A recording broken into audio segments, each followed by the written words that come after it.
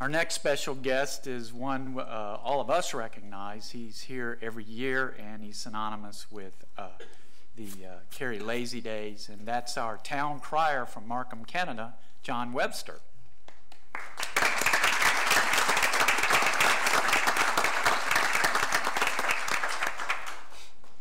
Thank you, Your Worship. I am honored to be here once again in front of your council to say thank you for allowing me to be your official town crier. As I've traveled throughout different parts of the world and so forth, I am mentioning that I am a town crier from Markham and Aurora and so on, and Cary, North Carolina. And they don't care about Markham, they don't care about Aurora and the other ones. They say, Cary? How can you be the town crier from Cary? And so I explain. And then they ask, where is Cary? What's it all about? And it gives me an opportunity to talk about what a great place it is, about the diversity that is here, about the high-tech capital of the United States, as far as I'm concerned, and the great council and people that are here as well. It gives me the opportunity to be a goodwill ambassador for you. And to talk about the Sister Cities organization and what that's all about as well is really fantastic. Now, I've been at a bunch of places this year. I was interviewed on CBC, which is the Canadian Broadcasting Corporation, on their radio, and was able to do a great discussion about Cary on that as well. And then just last week, I was on Canoe FM, which is in cottage country north of Toronto. Shows which direction my radio career is going. But was able to talk about Cary there as well, and about Lazy Daze. So if you have people coming down here from Canada, it's probably because I told them.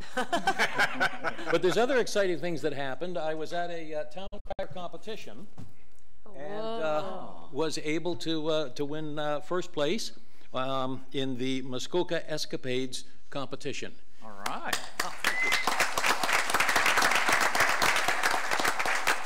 So I'm proud to be representing you, and on here it says all those other places and Cary, North Carolina, down at the bottom here. You probably don't know where Bracebridge is. Bracebridge is right on the 45th parallel, which is halfway between the equator and the North Pole. And so it's a bit of a spot. They have a resident Santa Claus is there. He spends his summer there. But this little piece of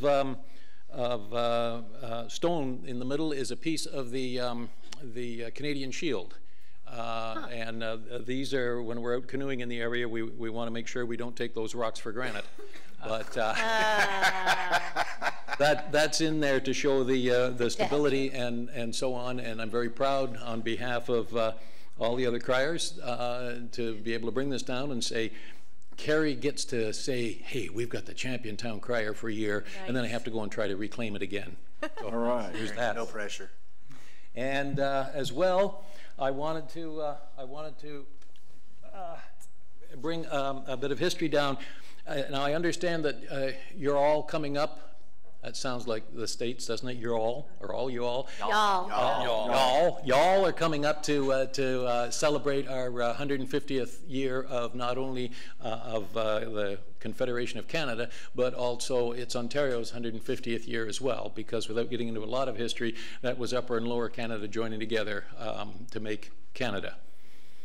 We're a little presumptuous because, of course, Newfoundland didn't join until 1948, but we're letting them in on the party as well anyway. But we decided back at the turn of the century that we should probably have a historic book. And so we formed a committee. This year, we got the book done.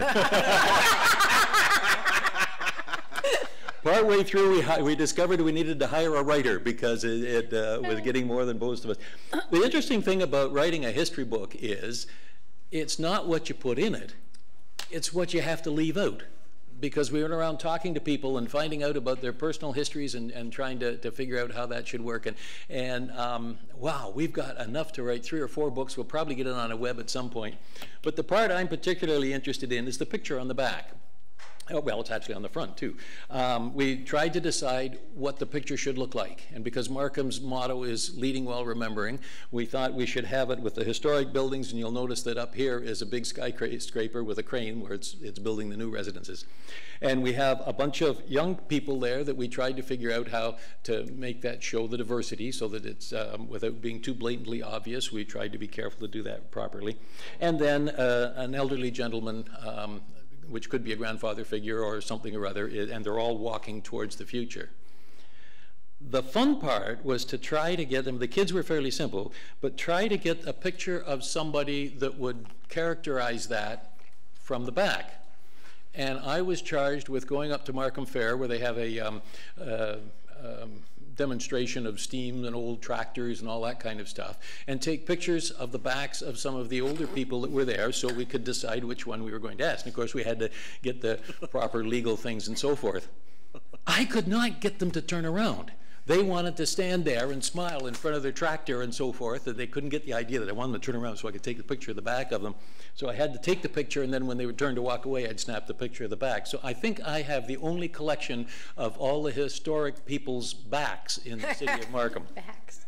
But anyway, with that aside, Mr. Mayor, I would like to present this to you to pass on to the council, and perhaps it'll be in the library and passed around so people can see it. So I will give this to you.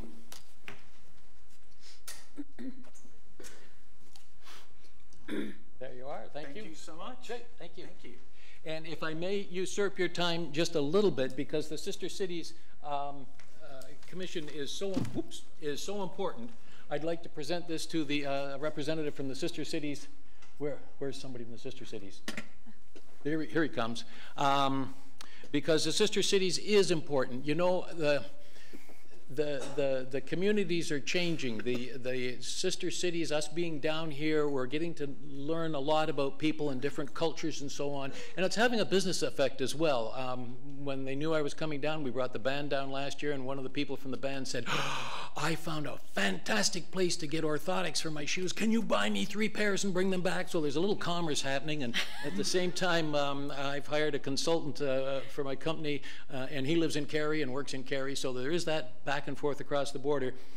Our political people, President Trump and Prime Minister Trudeau and President, I've forgotten his name, from Mexico. Anyway, you know, they can all get together and pontificate and make discussions about how we're going to do trade and how we're going to do commerce and that sort of stuff. And it comes right back down to the grassroots of the sister city people. It's, well, the people that are the sister cities that actually will put things together, and no matter what the governments decide, this is the way it's going to be. It's the free enterprise that our nations were built on that will eventually make it all work. I'll get off my philosophical soapbox now, but I'd like to present you with a copy of this as well so that you can pass that around to Sister Cities people. Great. Thank you, John. Thank you so much.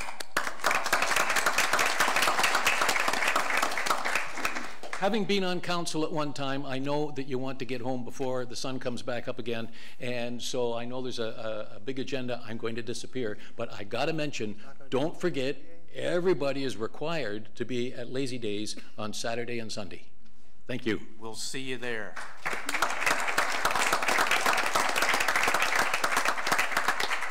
Many of our citizens are going to be coming out, and they're looking forward to hearing that bell ring and hearing your proclamations. Don't we normally get an example of what we're going to see on Lazy Daze? He's going to do it or not. Uh-oh, here we go. He was just waiting to be asked. Oyez, oyez, oyez. My lords, ladies, all ye in attendance gather round. As the official town crier for the town of Cary, I have an announcement of great importance. It is a well-known fact that there are 2 major reasons why people should come to Cary. And one of those is Lazy Daze. Lazy Daze is on Saturday and Sunday. There are vendors, there are all kinds of entertainment, all kinds of food from all around the world, and of course an international garden where people can have a beverage of some sort if they decide to. There will be such merriment and dancing in the streets, the likes of which have never before been seen, and ye are all invited, nay, commanded to attend. God save the Queen of Canada, and God bless these United States of America. Woo!